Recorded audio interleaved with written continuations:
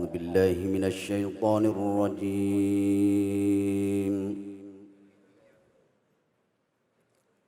بسم الله الرحمن الرحيم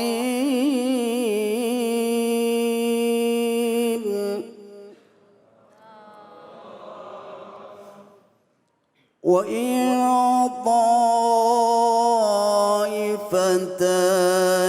من المؤمنين اقتتلوا فأصلحوا بينهما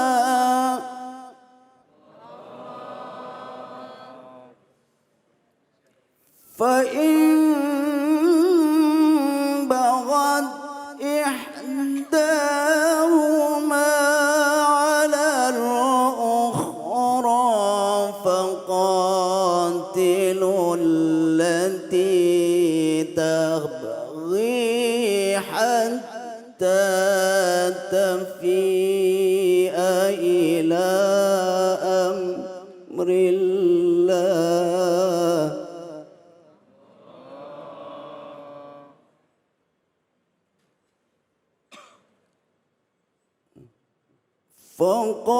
فقاتلوا التي تبغي حتى تفيء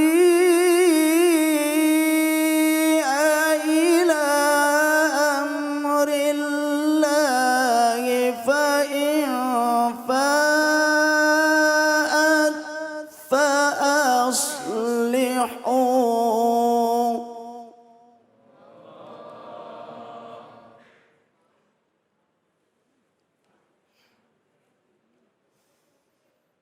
فأصلحوا بينهما بالعدل وأقسطوا إن الله يحب المقسطين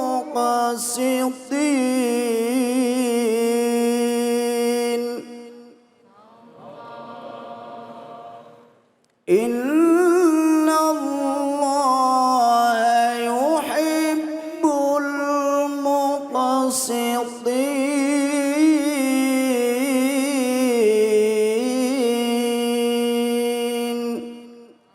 صدق الله العظيم. Aku berlindung kepada Allah dari godaan setan yang terkutuk. Dengan menyebut nama Allah yang Maha Pengasih, lagi Maha Penyayang. Dan apabila ada dua golongan orang-orang mukmin berperang, maka damaikanlah antara keduanya. Jika salah satu dari keduanya berbuat zalim terhadap golongan yang lain, maka perangilah golongan yang berbuat zalim itu, sehingga golongan itu kembali kepada perintah Allah. Jika golongan itu telah kembali kepada perintah Allah, maka damaikanlah keduanya dengan adil dan berlakukanlah adil. Sungguh Allah mencintai orang-orang yang berlaku adil. Maha benar Allah dengan segala firman-Nya. Surah Al-Hujurat ayat 9 sama-sama tadi telah kita simak dan langsung saja kita dengarkan kajian tafsirnya bersama dengan Ustadz Erik Yusuf. Silakan Ustadz. Baik. Bismillah, salatu wassalamu rasulillah wa ala alihi wa sahbihi wa mawalah wa ba'du. Salam yang terbaik, salam para malaikat kepada para calon penghuni surga semuanya insyaAllah. Assalamualaikum warahmatullahi wabarakatuh.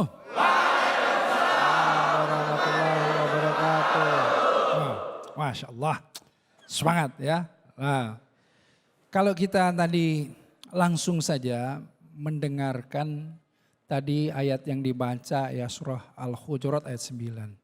Sebetulnya ini kan intinya tentang tatanan bagaimana jika seandainya ada orang mukmin yang berselisih sebetulnya.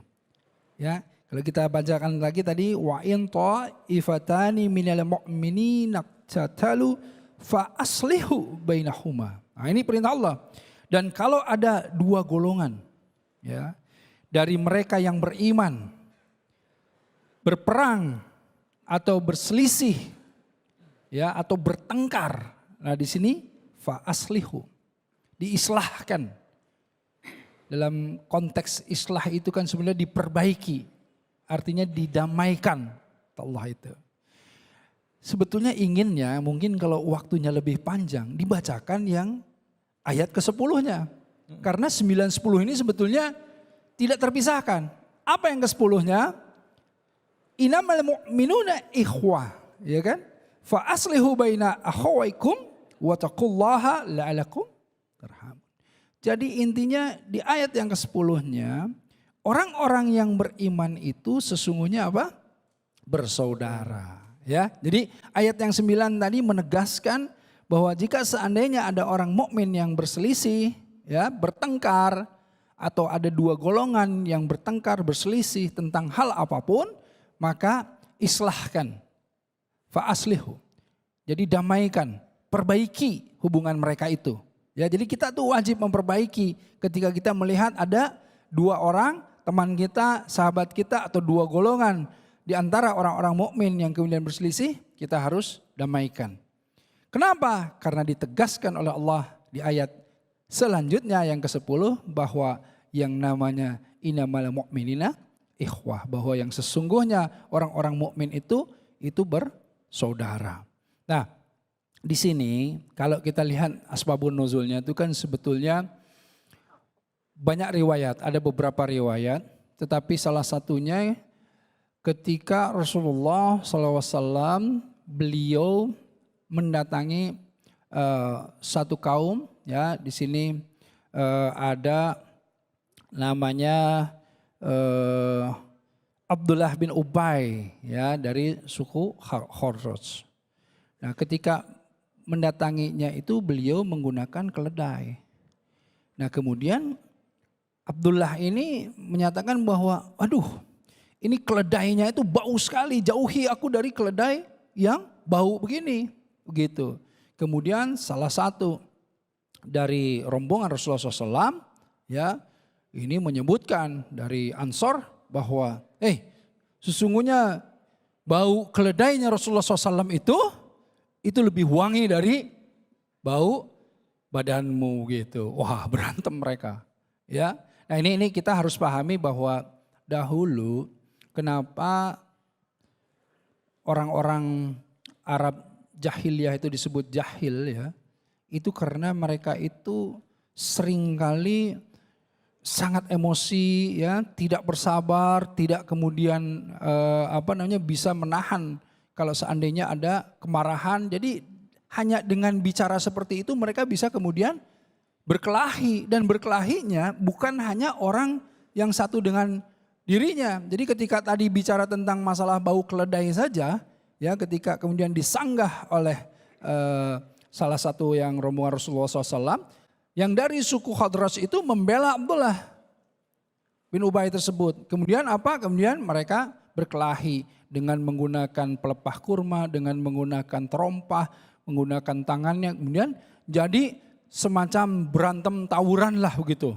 Nah, disinilah salah satunya kemudian ayat ini turun bahwa sesungguhnya orang-orang muslim itu bersaudara, ya, orang-orang mukmin bersaudara. Seperti kita pahami begini. Dalam hadis Rasulullah SAW menyampaikan al-muslimu kal jasadil wahid. Jadi muslim yang satu dengan yang lainnya itu sesungguhnya filosofi apa? Satu tubuh. Satu tubuh. Ya, ada semangat korsa misalnya gitu kan, ya. Satu tubuh.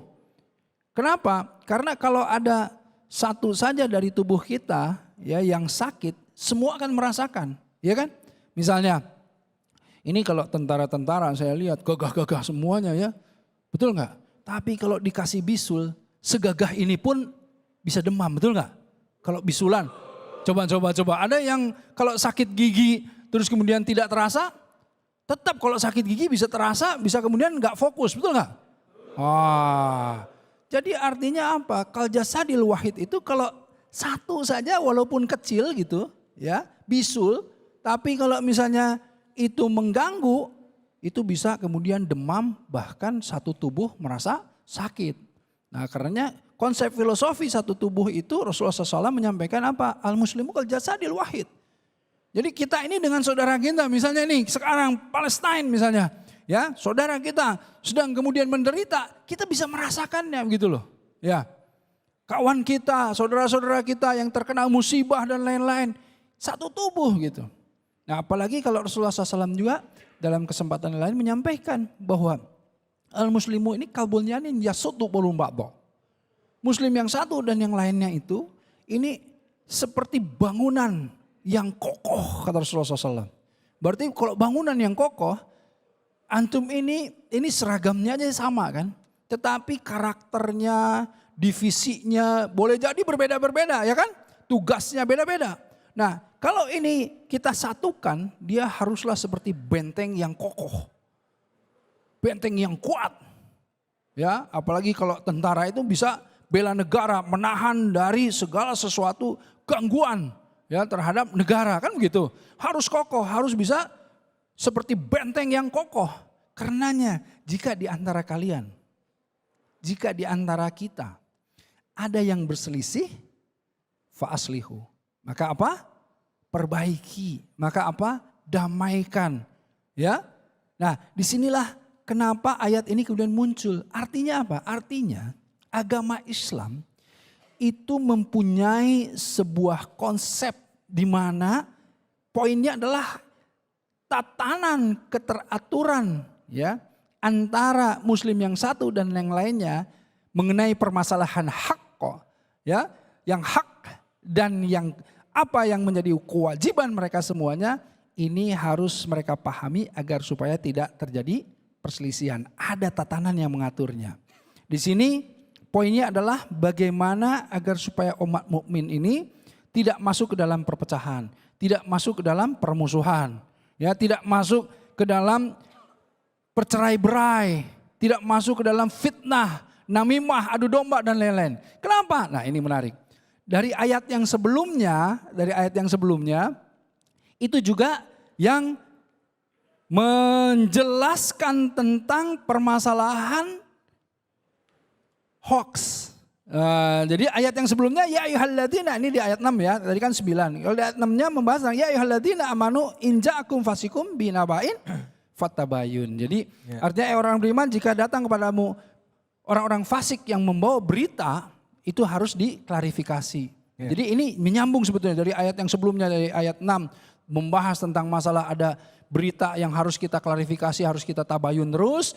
Kalau ternyata tiba-tiba terganggu oleh ini semuanya, kemudian ada perselisihan, harus kemudian diperbaiki, didamaikan. Kenapa? Karena ayat selanjutnya menyebutkan bahwa kita ini bersaudara. Baik. Begitu insya Allah ya. Terima kasih banyak Ustadz. Alhamdulillah. Silakan, ada yang mau bertanya? Ya. Wah, mana kata? Wah, ini banyak yang di depan. Ya, Pak. Masya Allah, mantap Silakan, ini Pak. ya. Bismillahirrahmanirrahim. Fadal, ya. Assalamualaikum warahmatullahi wabarakatuh. Waalaikumsalam warahmatullahi wabarakatuh. Wabarakatuh. Sebelumnya terima kasih atas kesempatan yang diberikan kepada kami. Izin memperkenalkan diri, nama Sersan 2 Nasrul Amir, berasal dari Satuan Resimen Arhanud 1 Valetihan. Pertanyaan kami Ustadz, jika dalam kondisi darurat di lapangan, kira-kira seperti apa ibadah yang bisa kita lakukan? Terima kasih. Assalamualaikum warahmatullahi wabarakatuh. Waalaikumsalam warahmatullahi wabarakatuh. Ini ciri orang-orang soleh ini kelihatan ya. Masya Allah. Insya Allah. Jadi dalam ibadah, dalam perang, dalam tugas, dalam kondisi di hutan di mana-mana, pikirannya apa? Oh, kalau ibadahnya gimana nih kan gitu ya? Benar. Dalam keadaan sempit lah. Dalam keadaan apapun. Nah makanya ini yang menariknya begini. Kita itu, umat muslim itu yang namanya ibadah pertama. Bukan hanya ibadah hablumnallah, tetapi ada hablum minan nas. Bukan hanya masalah ritual-ritual saja, tetapi juga ibadah sosial. Karenanya tadi Ustadz David Khalik tadi menyampaikan bahwa yang namanya bela negara termasuk ibadah. Termasuk ibadah insya Allah gitu ya. Karena apa? Karena kita melindungi insya Allah. Berupaya keras untuk apa? Melindungi, menjaga perdamaian kan gitu. Itu kan ibadah juga. Nah, tetapi pertanyaannya tadi pasti ke ritual. Jadi kalau misalnya kita nih lagi harus kemudian mengejar musuh atau di dalam hutan, bagaimana sholatnya kan gitu. Sementara sholat tetap wajib, Iya, ya kan? benar. Artinya apa? Artinya sholat bisa dilakukan dalam kondisi apapun. Dalam kondisi berdiri jika sanggup. Kalau enggak sambil duduk, kalau enggak sambil tidur, bisa. Tidak bisa bergerak dengan isyarat bisa. Tidak bergerak dengan isyarat bisa. Dengan isyarat bisa, kedipan mata bisa. Jadi Nah, misalnya maaf nih Ustadz, lagi ini nih siap-siap mau nembak gitu dia. nah, Azan, Allahu Akbar, Allahu Akbar. jika seandainya tidak ada waktu untuk kemudian berganti, Iya. ya bergantian ya, Iya. ganti SIM. Nggak ada waktu nih, kita lagi ini, gimana sholatnya gitu kan. Nah disinilah kemudian tidak boleh meninggalkan itu semuanya. Kita kemudian sholat dengan cara aman tadi, pertama tayamum, kan begitu. Ya, kedua apa? Kedua kita dalam posisi seperti itu, kita kemudian dengan isyarat tadi. Kalau seandainya nih ya, seandainya tidak bisa bergerak ya, selama, nah tapi kan gini ya, bikinnya selama masih ada air harus wudhu. Selama masih bisa berdiri harus, ya, selama bisa bergerak harus Bergerak. Nah, itu dia. Tapi kalau tidak ada pilihan lain, yang paling kemudian bisa kita menyalakan sholat dengan isyarat tadi, secara bacaan tapi tetap.